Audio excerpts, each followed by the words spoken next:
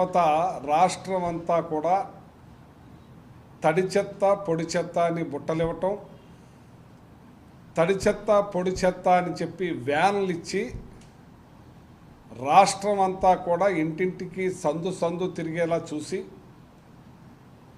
ఇంకా వెళ్ళలేని ఏరియాకి ఆ తోపుడు బళ్ళను పంపించి ఎక్కడా కూడా చెత్త లేకుండా పరిశుభ్రత కాపాడటంలో 5 సంవత్సరాలు మాకు చెప్పుకోవటం రాదు, చాలా బాగా చేశాం, అందులో ముందున్నామని చెప్పి సందర్భంగా తెలియజేస్తాం. భారతదేశంలోనే మంచి పొజిషన్కి వెళ్ళటం కూడా జరిగింది. నీతి ఆయోగ్ కూడా కితాబు ఇవ్వటం జరిగింది. ఇవాళ రాష్ట్రంలో అన్ని మున్సిపాలిటీల్లోనూ కూడా చెత్త కుప్పలు పేరుకుపోయి ఎక్కడికక్కడ దుర్వాసనతోటి ఆ చెత్త కుప్పలో కొన్ని చోట్ల తగలబెట్టి ఆ పొల్యూషన్ తోటి ప్రజలకి ఇబ్బంది కలిగే పరిస్థితులు గతంలో ఉండి, ఈ స్వచ్ఛ భారత్ ఆధ్వర్యంలో జగన్మోహన్ రెడ్డి గారు ప్రత్యేక శ్రద్ధ తీసుకుని ప్రతి మున్సిపాలిటీ చెత్త కుప్ప మీద కూడా ఒక మిషనరీ బిగించి దానికి ఒక కాంట్రాక్ట్ ఇచ్చి, అంటే గైడ్లైన్స్ కేంద్ర ప్రభుత్వ స్వచ్ఛ భారత గైడ్లైన్స్ ప్రకారం అవి అమర్చి తడి చెత్త పొడి చెత్త ప్లాస్టిక్ సపరేటు, ఐరన్ సపరేటు, మరి ఈ ఏదైతే పొడి ఉందో దాన్ని సపరేట్ చేసి ఎరువులు కింద ఓడేటట్టు, ప్లాస్టిక్ని ప్లాస్టిక్గా అమ్ముకునేటట్టు, ఐరన్గా అమ్ముకునేటట్టుగా మున్సిపాలిటీకి ఇన్కమ్ కూడా ఏర్పాటు చేసిన ఘనత జగన్మోహన్ రెడ్డి గారికి దక్కుద్ది. ఇది మన ఆంధ్ర రాష్ట్రం అంతా కూడా మనం చేసాం.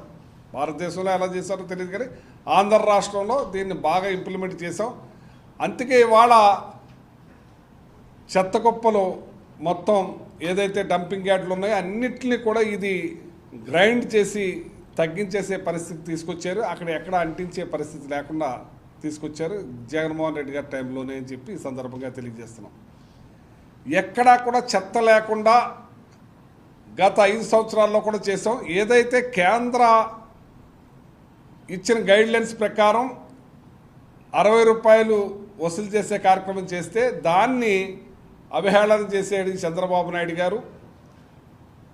మరి ఆ కేంద్రంతో ఇవాళ బీజేపీతో కలిసి నువ్వు చేస్తున్నావు. ఆ 60 రూపాయలు తీసుకోవటం మానేసామని చెప్పారు మీరు. 60 రూపాయలు తీసుకోవటం మానేసి ఏం చేశారు? ఏదైతే స్వచ్ఛ భారత్ ఇచ్చిన వ్యాన్లు ఉన్నాయో ఆ వ్యాన్లన్నీ కూడా మూలన పాడేసే కార్యక్రమం చేసి, పూర్వకాలం ఇంకా మీరు ఒంటెట్ల బండి తీసుకురాలేదు. ఇంతకుముందు మన చిన్నప్పుడు ఎద్దు బండి వచ్చేది చెత్త తీసుకెళ్తాకి, అవునా కదా, ఎద్దు బండి. అటువంటిది వాళ్ళ చక్రాల బండితోటి మీరు చెత్త తీసుకెళ్లే కార్యక్రమం చేస్తాం వల్ల ప్రతి మున్సిపాలిటీలోనూ చెత్త పేరుకుపోయి దుర్వాసనతోటి దోమలతోటి చాలామంది అవస్థలు పడతా ఉన్నారు. మీరు ఆ వ్యాన్లను ఎందుకు పక్కన పెట్టారు? ఆ వ్యాన్లు మీ భాగస్వామైన బీజేపీ ప్రభుత్వ కేంద్రం ఇచ్చినవి కాదా? మీరు ఎందుకు పక్కన పెట్టారు? మీరు 60 రూపాయలు మేము వసూలు చేసి అది డీజిల్ ఉపయోగించేవాళ్ళం కాబట్టి అవి నడిసేయి. మీరు 60 రూపాయలు మానేసామని చెప్పి ప్రజల దుర్గంధాన్ని అంటగట్టే కార్యక్రమం చేశారు మీరు. అందుకే మన జిల్లా, ఉమ్మడి జిల్లా ఇవాళ కింద నుంచి 3వ ప్లేస్కి వెళ్ళిపోతాను. కారణం మా టైంలో అలా లేదు, అవార్డులు కూడా తెచ్చుకున్నామని చెప్పి సందర్భంగా తెలియజేస్తూ ఉన్నాం. గౌరవ ముఖ్యమంత్రి చంద్రబాబు నాయుడు గారికి వినతి చేస్తున్నాం. మీరు నిన్న వచ్చారు, ఎక్కడికక్కడ బంధించే కార్యక్రమం చేశారు, తణుకుని దిగ్బంధం చేశారు. అక్కడ పశువధ జరుగుతుంది, ఆవుల్ని గేదెల్ని దారుణంగా కోసేస్తున్నారు. దొంగతనాలు విపరీతంగా పెరిగిపోయినాయి. సూడి ఆవులని తెలియదు, సూడి గేదెలని తెలియదు, దొంగతనంగా తీసుకెళ్ళి అవి కట్ చేసే కార్యక్రమం చేసేస్తున్నారు.